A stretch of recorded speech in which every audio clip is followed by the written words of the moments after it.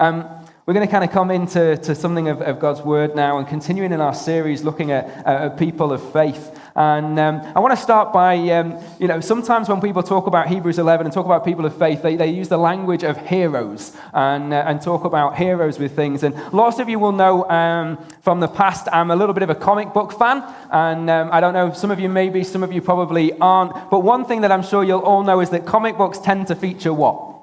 Heroes and villains. And that's what's most comic books kind of center around. But it gets a bit more interesting with the characters that aren't so black and white, where they're a little bit more nuanced, with characters that you might call anti-heroes.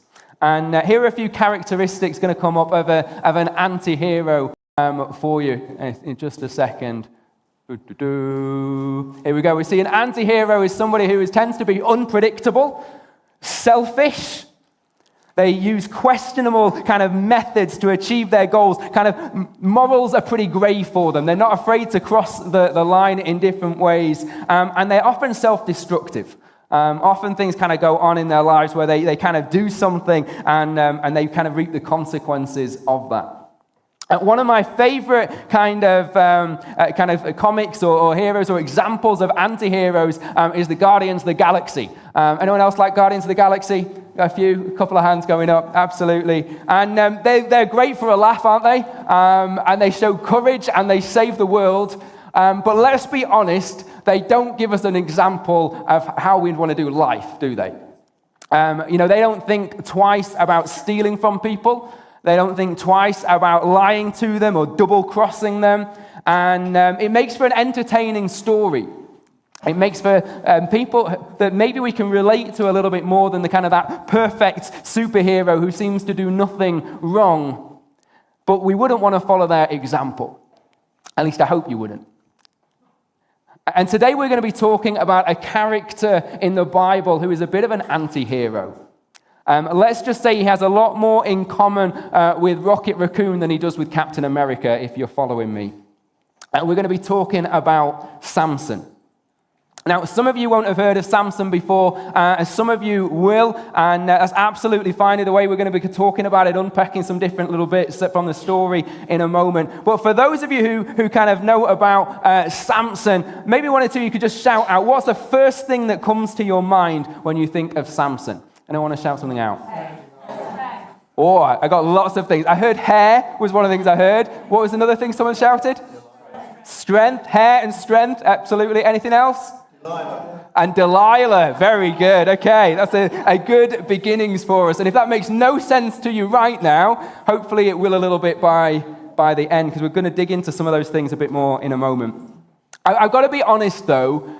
At the start of kind of me thinking about Samson and what it was that I was going to share this week about being people of faith, I really struggled. I struggled to think of what it was that I could say. I struggled to think, how on earth does Samson fit alongside people like Noah and Abraham and Moses?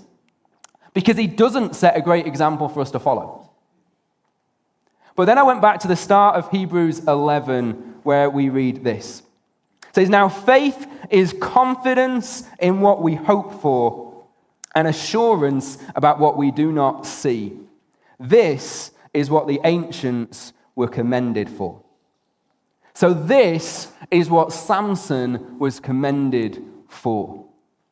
And we don't see anything here about Samson being commended as a great example for us to follow, do we? As someone who lived a godly life. Like being a person of faith is somehow about us being the ones who are faithful. No, none of the people who are highlighted to us are highlighted as examples for us to follow in how we do life. The only example we're given to follow is Jesus.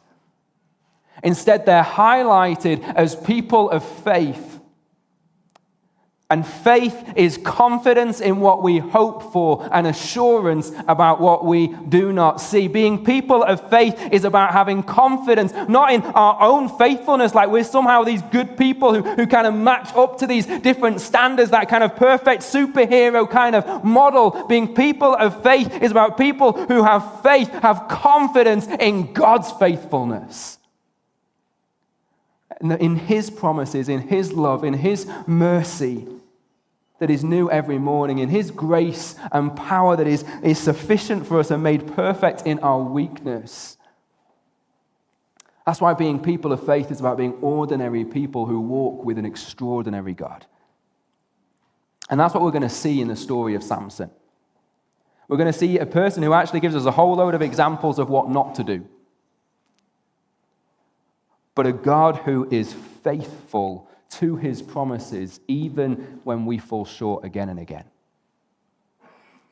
Give you a little bit of context, and as we look at Samson, we're going back into the time of the Judges, and I talked a little bit a couple of weeks ago about how what's going on in the time of the Judges, how the people of Israel, they're trapped in this cycle of thinking and behavior, and that again and again leads them into slavery and oppression.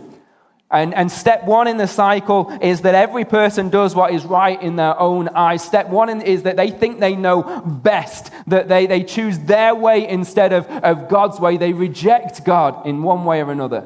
Step two then is that one of the nations that Israel has chosen to live with and to kind of allow in their lives, God raises up to kind of rule over them, to oppress them, to bring them into slavery. Step three is that the people hit rock bottom and they cry out to God for deliverance. Would you save us? We realize we want to mess we're in and we need you.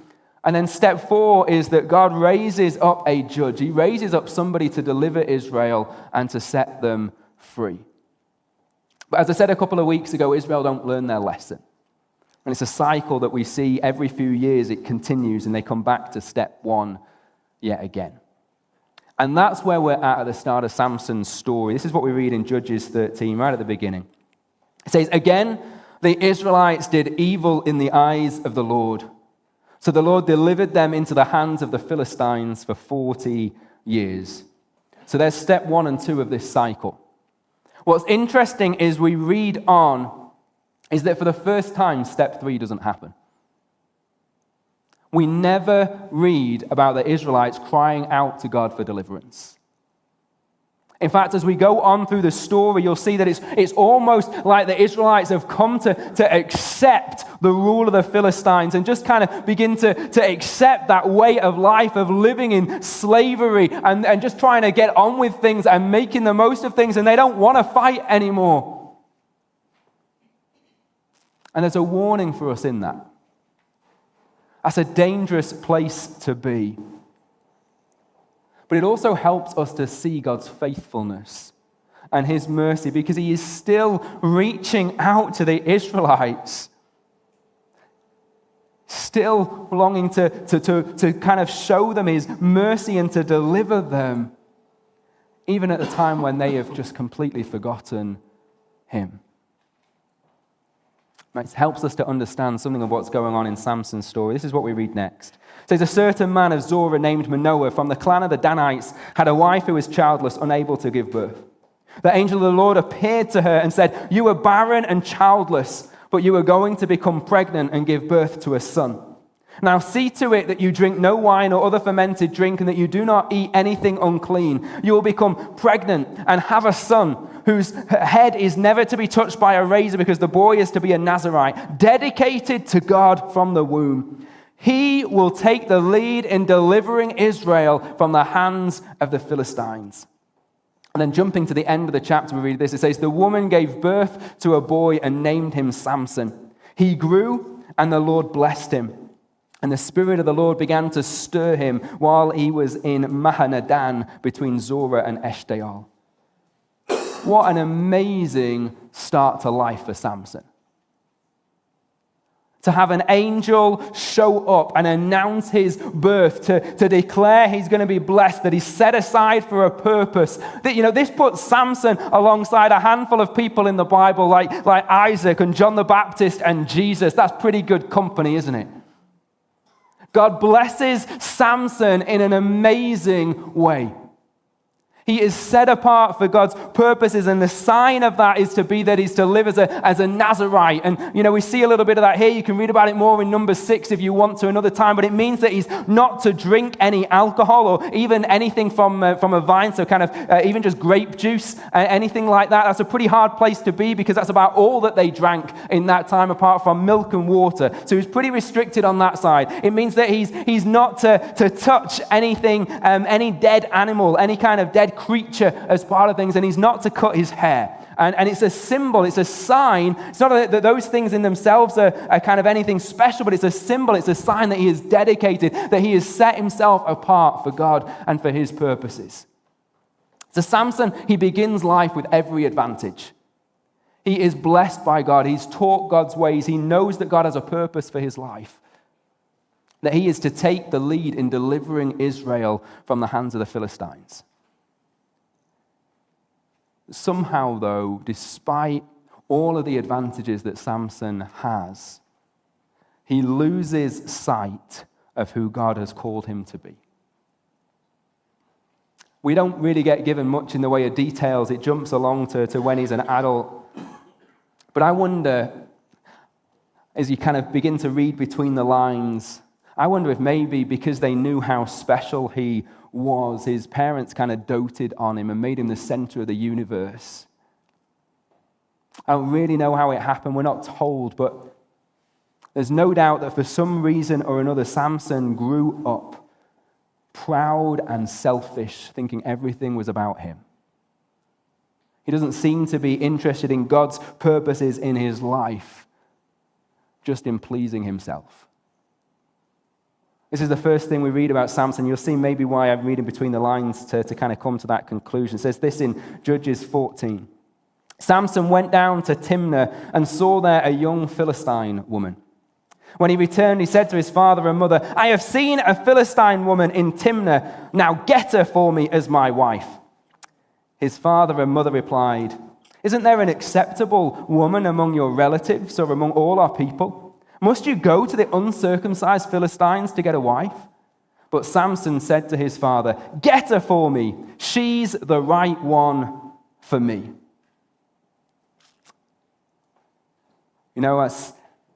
If you went back in terms of that ancient kind of tradition, and you see it in other stories in the Bible, it was generally the father who chose a bride for the son. And here it is, Samson is the one who's the center. He's the one in charge. He's the one who's saying how things are going to be. There's a few problems we start to see here. We see that while Samson may have been blessed by God, there are issues with his character as he dishonors his mum and dad. As he's driven by his emotions and just satisfying what it is that he wants, as he lives with this kind of mindset that if I want it, I'm going to have it.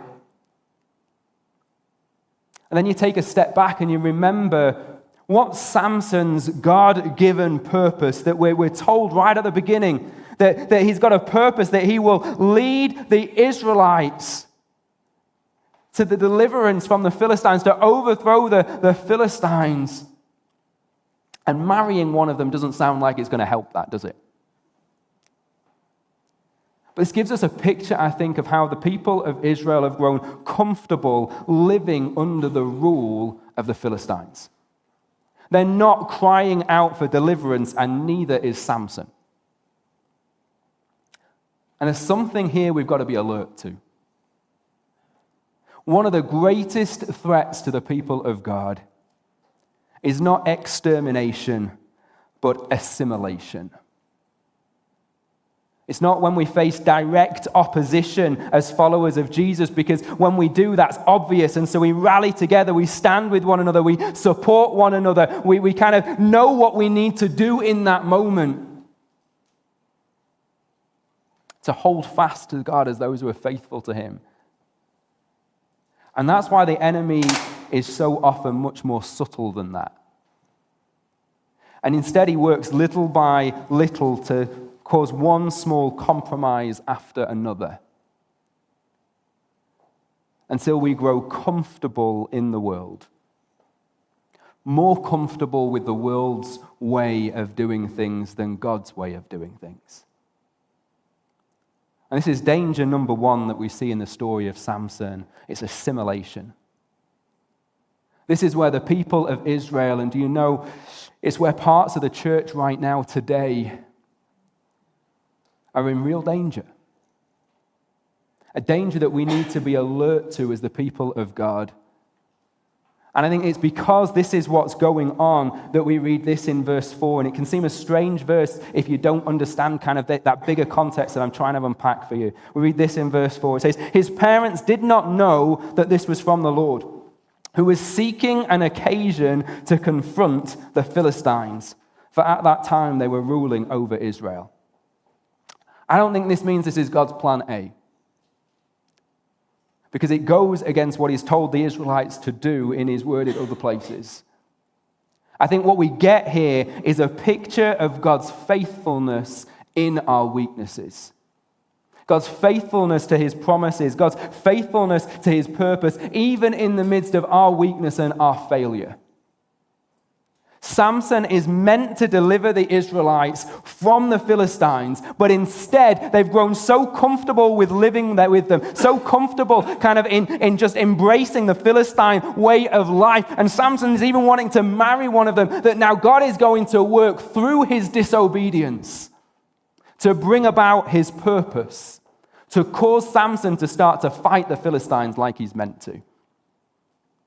What we see here is that when God's people don't walk in God's ways, when we don't actively take our place in fulfilling the purpose that he has for us, it's not that his purpose will fail. It's that he will then start to work through people and in ways that we don't expect to ensure it doesn't.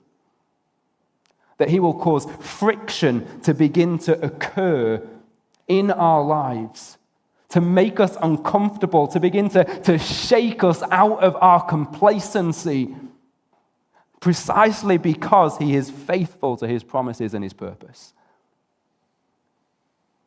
And there's lots to be encouraged about with this. It means that even though as people we may fall short, even though we fall short and we mess up in different ways, God is faithful even in our weakness. That he doesn't give up on you, he doesn't give up on me, and he doesn't give up on his promises.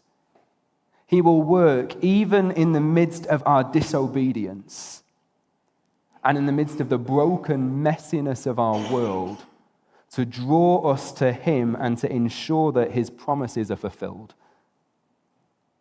You know, when we look at our world and the mess that it is in and the things that are going on all around us, the different conflicts and all the rest of it, we don't have to despair. We can have confidence that God is faithful to his promise and his purpose. That he is at work in the midst of it, even through people and in ways that we may not expect. Doesn't make those people or those ways good. It just means that God is going to bring good through them. What follows after this then is a series of events with a very flawed, selfish, arrogant, impulsive man who God still finds a way to work through to fulfill his purpose of delivering the Israelites. And in the midst of all of the ways that Samson falls short, we'll see that God is still faithful to his promise. But it doesn't mean that there aren't consequences. I don't have time to go through the whole story, so I want to encourage you this week. It's a great read if you just take it as a story. Read for yourself Judges 14 to 16. So I say it's not an example to follow, but crumbs, it's entertaining. And but I want to draw out just a couple of things, a couple that we see dangers for us to be alert to. And danger number one I mentioned is assimilation. Danger number two is selfish desire. And again, we see Samson driven by selfish desires in a way that leads to him making impulsive decisions and compromising. God will work through that to cause conflict with the Philistines, but that doesn't make it good. It doesn't mean that it's an example for us to follow or that it's okay. I don't know, do you remember I mentioned earlier Samson was set apart, he was called to be a Nazirite. And I talked about how a Nazirite meant that he's not to drink alcohol or anything, kind of grape juice or anything like that. He's not to touch dead creatures, and he's not to get his hair cut. And it was all as a symbol of how he was set apart for God's purposes in his life. Well, after the wedding, he's picked out his bride that he wants. A bunch of stuff happens. It comes to kind of preparing for the wedding for that, and the wedding's been arranged with this Philistine woman. We read in verse 10 of chapter 14 that Samson held a feast. That's all we kind of read if you read it in the NIV. Now, it doesn't sound too bad until you kind of look behind what that word really means and find what the word really means is that Samson held a drunken party. Now, as somebody who's not meant to drink alcohol, that's not a great thing to do, is it? And then it leads Samson to make some bad choices. And he comes up with this riddle, and he thinks he's really clever, and that he can become rich because no one will be able to answer it. But the riddle's about a lion that he killed with his bare hands. In fact, you get this graphic image that he kind of tore it in two like one would tear a young goat. And I don't know if that was kind of a tradition in the days or something people regularly did, but just kind of tearing a young goat with your bare hands. But he tore the lion in two with his bare hands like you tear a young goat. And then later on, he kind of comes back to this carcass of the lion to find that a beehive has been made inside of it. And he likes the look of the honey. He's got that desire for the honey, and so he reaches inside and takes some of it out, and he eats it. Again, not a great thing to do when you're not meant to touch dead creatures. Samson's then manipulated by his bride to kind of give her the answer to the riddle, and she passes it on to the rest of the Philistines, and that begins to spark a huge conflict that leads to a pretty tragic story. At one point, a little later then, Samson picks up a fresh donkey jawbone. And he uses it to take vengeance on the Philistines and kill 1,000 men. Again, you read that. I remember reading that when I first came across that story as a young guy, just think, wow, it's pretty cool, isn't it? It's the kind of thing you'd read in a comic book. But then when you stop and you think about it, why are we told that it's a fresh donkey jawbone? It's because he means it's taken it from a recently dead animal. He's so driven by selfish desire for vengeance that the tool he uses is something that he's not even meant to touch. And then we see his selfish desire drive him into bad relationship after bad relationship with different women. Which brings us to probably the most famous part of Samson's life that a couple of you mentioned earlier on, Delilah. And I think the story of Delilah highlights for me danger number 3, which is pride. Delilah, you see, is up front with Samson from the beginning. She gets a bad rap as this kind of awful woman, but she never tries to pretend she's anything but a pretty awful woman.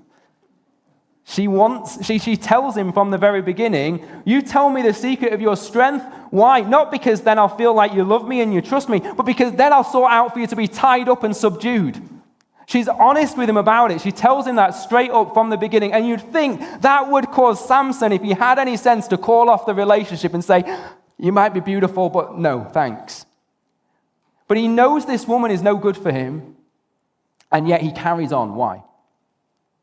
I think it's because he's so confident in who he is, so proud, that he thinks it doesn't matter what she says or what she does or what people might come against him. He can overthrow them. He's so strong he can overcome them no matter what. He's used to winning every battle and being this strong, undefeatable man. And so he lies to Delilah a few times. And he finds that she's absolutely serious about what she said. Each time he lies to her, he finds himself then tied up, and people are coming to try and take him away, but he kind of breaks his kind of bonds, and he kind of throws them out. Doesn't learn the lesson, though. And then eventually he tells her that his hair has never been cut, that he's been dedicated to God from his mother's womb, and that that's the reason for his strength. Now, as I was looking at this earlier in the week, after the other lies that he's told, and he's just gone through this series of lies, I've got to wonder if he even believes what it is that he's saying. Especially because the idea that he's just said that he's lived this life dedicated to God is laughable at this point. He's already compromised in the other areas of the Nazirite vow multiple times. He's completely ignored the purpose that he's meant to be set apart for and dedicated to God for as a Nazirite. Out of pride, I think Samson assumes he'll never lose his strength, no matter what. That it's his, that he's special in some way, and so he uses God's blessings and thinks they're his, that he can do what he wants with and fulfill his own selfish desires. So Delilah cuts off his hair, and then we read this tragic statement in Judges 16. He awoke from his sleep and thought, I'll go out as before and shake myself free. There's his pride, thinking nothing can take his strength away. But he did not know that the Lord had left him. Then the Philistines seized him, gouged out his eyes, and took him down to Gaza. Binding him with bronze shackles, they set him to grinding grain in the prison. Here's the thing. God's faithfulness doesn't mean there's no consequences. We have an amazing God who promises to love us no matter what, to forgive us no matter what, and to be with us no matter what. It can be easy then for us to start to take God's faithfulness and his blessing in our lives for granted. To think that the ways that we compromise or put up with sin in our lives are no big deal. But what we see with Samson is that there are consequences. Samson's strength wasn't about him. It wasn't because he was anything special. He wasn't this big, muscly guy who worked out loads in the gym. Again and again, and we read each time through the story of Samson. If you go, you look at it, you read it for yourself, you'll see that again and again what we see is that before he does this great feat of strength, there's this little statement, the Spirit of the Lord came upon him.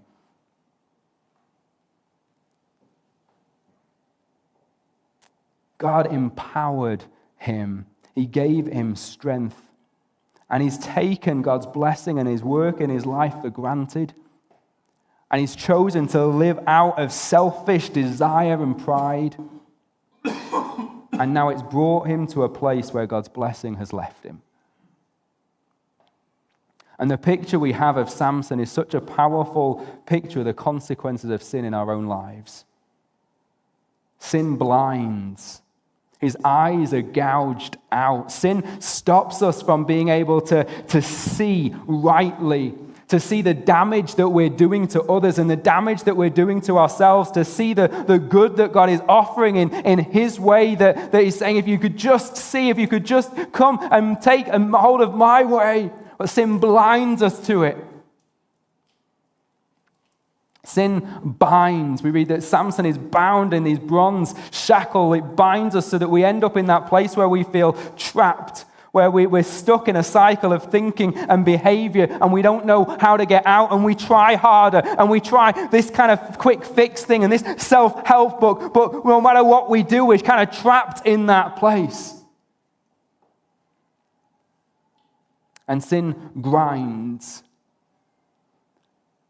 Samson ground the grain. Sin grinds us down. It wears us down. It robs us of life and joy. Leaves us feeling beaten up. And we miss out on God's blessings and his peace. And maybe some of you can relate to that. Maybe some of you feel a little bit like that in your life right now. Samson's life began so well. And yet it ends so tragically. And it's a consequence of selfish living. In his mercy, again and again, God spared him of those consequences so many times. He kept blessing him and giving him chance after chance. But he's ignored God. He's kept choosing his own way, and now he is facing the consequences. And you might look at that and say, well then, where's God's faithfulness in this? If God's so merciful and kind, why does he let Samson go through this? Why does he let me go through some of the things that I go through and face these kind of painful consequences? And you know, it's precisely because he's merciful and kind. because he knows that without the consequences, we'll stay trapped in that same cycle of behavior, the same pattern of selfish living and pride. As painful as it is, God works through the consequences to break our pride, to bring us to that place where we humble ourselves, where we fall on our knees and we recognize our need of him, to draw us back to him. And that's exactly what we see happen with Samson. Samson, he's brought up from this prison where he's been grinding the grain to a feast the Philistines are holding to be mocked and to give him some fun. He's stood between two pillars in the temple, and in this moment he prays. He recognizes for the first time that God is the source of his strength, and that without God's help he can't do anything. And so he cries out to God, strengthen me just one more time. And in many ways it's a selfish prayer for revenge. But it's also a humble prayer that God works through to fulfill the purpose that Samson was originally called for, to defeat the Philistines. And I think this is the really simple and broken expression of faith that results in Samson being listed in Hebrews 11. Not because he was a great person, an example for us to follow, but because even in the midst of his brokenness and his mess and his own kind of selfish kind of struggles, he still had confidence in God's promises and in God's faithfulness. And so we read this in verse 30. Samson said, "Let me die with the Philistines." And he pushed with all his might, and down came the temple on the rulers and all the people in it. Thus he killed many more when he died than while he lived. From before he was even born, Samson was chosen by God, blessed by God, commissioned by God. And yet despite that, he lived for himself. And I believed he missed out on so much that God had for him. And in the end, he faced the consequences of his own bad choices, the consequences of doing life the way that he did. And in many ways, you'd think for Samson, it's too late. But when he cries out to God, even in that place of brokenness, even in that place where there's that tinge of selfishness in his prayer, when he cries out to God, God in his mercy still shows himself to be faithful. He gives strength to Samson so that he ends well, even though he didn't live well. Here's the good news that I want you to take from this. God's faithfulness means it's never too late. It's never too late. Just like Samson, if you're a follower of Jesus and you're here today, then God has chosen you and he has blessed you and he has commissioned you. He has a purpose for your life that is bigger than yourself. A purpose for you to love God with all your heart, soul, mind, and strength, and to love your neighbor as yourself. A purpose for you to share Jesus with those who don't know them, that they would find forgiveness and life to the full in him as they follow him too. And whether you follow Jesus or not, just like Samson, every single one of us in this room, in one way or another, we have had times when we have struggled with the same dangers that Samson did. When we've been driven by selfish desire, when we've reacted out of pride, when we've found ourselves wanting to fit in with other people so much that it's led us to compromise. I know I have. And as I said earlier, we can end up feeling trapped and worn down and struggle to see a way out. We can feel like maybe we've blown it and wonder if God could possibly want us or use us anymore. But what we see through Samson is that it's not about our faithfulness. It's all about his. He is faithful to his promise to forgive and cleanse us of all unrighteousness. He is faithful to his promise to make us a new creation, He is faithful to his promise that his mercies are new every morning. He is faithful to his promise that his grace is sufficient for us and that his power is made perfect in our weakness. No matter what you have done, God's faithfulness means it is never too late. You can cry out to God, no matter how much of your past you look back on and go, I just don't know, it's too much.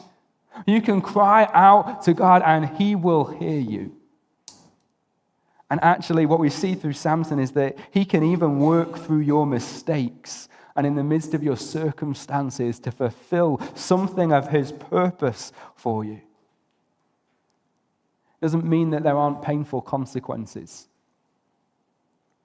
But it does mean that those consequences don't have to have the last word. God can redeem and bring good out of even the worst of our mistakes and the hardest of our struggles. This morning I was spending some time with God and I read from Isaiah 48 where it says this. It says, I am the Lord your God who teaches you what is best for you, who directs you in the way you should go. If only you had paid attention to my commands, your peace would have been like a river, your well-being like the waves of the sea. You know, I imagine when Samson looked back at the end of his life, he thought, if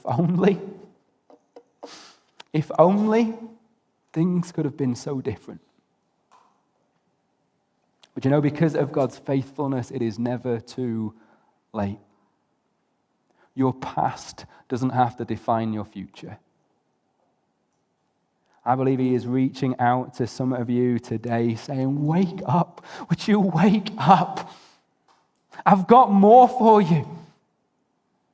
I am the Lord who teaches you what is best for you, who directs you in the way you should go. Wake up. Pay attention to my commands because they're for your good. They will lead you into peace that is like a river. And your well-being will be like the waves of the sea. God's faithfulness means it's never too late. As you cry out to Jesus today, he has forgiveness for you.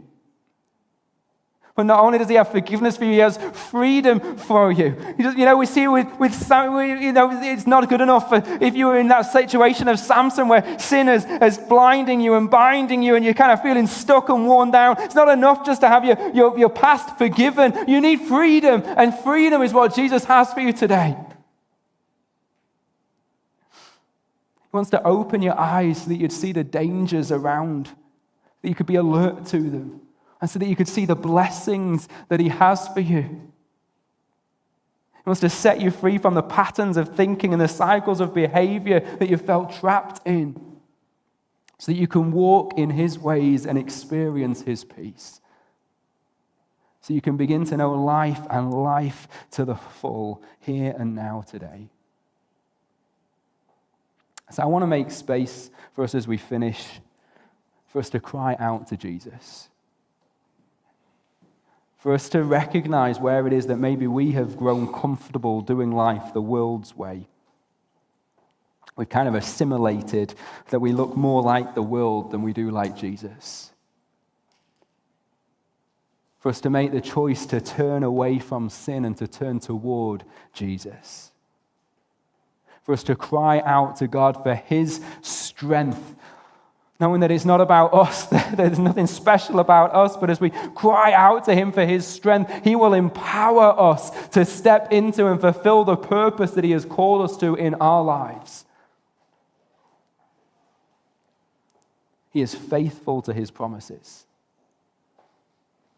So we can look to him in faith because it's not about us, it's all about him. So I'm going to pray and I'm going to invite the Holy Spirit to come and then to help you, there's a few questions going to pop up on the screen for you to think about and pray through. Or maybe you want to even talk with the person next to you and you can pray for one another afterwards. A few questions. In what way do you feel the pull to fit in with the world? Because we all feel it, don't we? As you think through areas of your life, are you led by emotion or led by the Spirit? And then ask God to show you or remind you of his purpose in your life and give you strength to live for him. I'm going to pray, and let's just take some time to respond to Jesus together.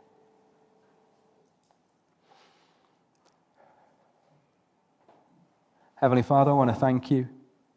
Thank you that you are faithful, even when we are not. Thank you that every single one of us can come to you today knowing that it is not too late, knowing that your arms are open to us, knowing that you love us, that you are reaching out to us, that your mercies are new for us today. That you don't, it's not like we've used up all the mercy because of all the wrong stuff we did in the past and it's kind of run out. Your mercies are new for us today. And we rejoice in that, and we look to you and we cry out, God, would you move?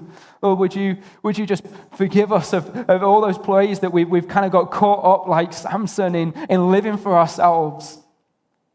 Forgive us for our pride, for the way that we think that we're something special and we think that we're better than others, or we think that we've got this ability that makes us so great. Forgive us for our pride when we think that's somehow ours and we can do what we want with it. Oh, forgive us for the way in which we can look and find the world more attractive than you sometimes. And we can get caught up in doing things the world's way rather than yours and go comfortable with that in our lives. Lord, would you open our eyes to see so that we don't end up stumbling through life like Samson and then facing the consequences to wake us up? Would you wake us up now in your mercy? Would you open our eyes now in your mercy? That we would be able to see what we need to see, what you're wanting to put your finger on, that we would be able to find forgiveness, but also freedom to step into the way of life that you have for us. That we'd also find your grace, your strength to empower us and enable us to walk out your ways, to fulfill your purposes. God, I want to thank you that every single person in this room is someone who you love, who you choose, who you say, I want you in my family, someone who you are with and you've kind of given gifts and blessings to, and that you have a purpose for. And I pray that today you begin to just open our eyes to see something more of that too. That every person here would know something of the purpose that you call them to, and your strength and your equipping to fulfill it. Or that maybe I just pray that where maybe sense of dreams that have been given, that promises that have been spoken, that a sense of purpose from the past has almost been given up on. God, I just pray that you would just remind people today of what it is that you've called them to, of what it is that you set them apart for, and that you are faithful to your promise. And that you would help us to take that step of looking to you, of being available to you, of walking in your ways. So Holy Spirit, would you move in this space, move in this time, in the way that you want to, in the way that we need you to. In Jesus' name, amen.